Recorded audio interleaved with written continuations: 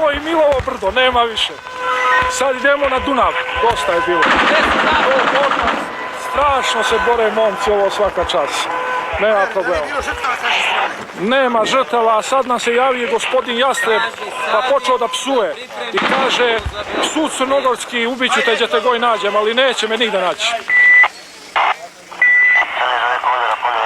Pa da, vrate, razumiješ, pa ti trebam da živiš još. Gospodine Jastreb, prije me nazva da sam pas crnogorski, a ja te opomenuh da sam ja oficir Jugoslovenske narodne armije. Gospodine Jastreb, i dalje nudim da popijemo kafu kao ljudi.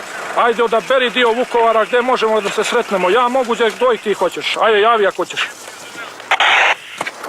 Dobro, drug, sve sam čuo, zdravo. Ujo, naduvaj mi muda, ujo. Idemo obezbeđenje, ajmo još nešto. Ajmo. Dale, gdje ću ja? Dale, Radiću, uđite unutra gdje ste bili. Ajde. Osam.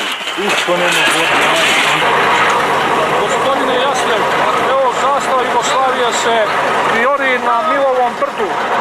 Tu sam neposredno. A ti ako si još u podrumu, izađi pa moramo se sresti tu. ajde da je vidi, nek izađe da je vidi.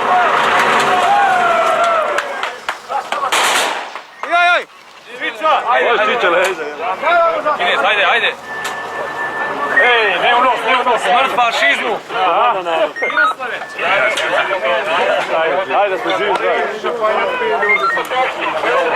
Daj meni malo čip.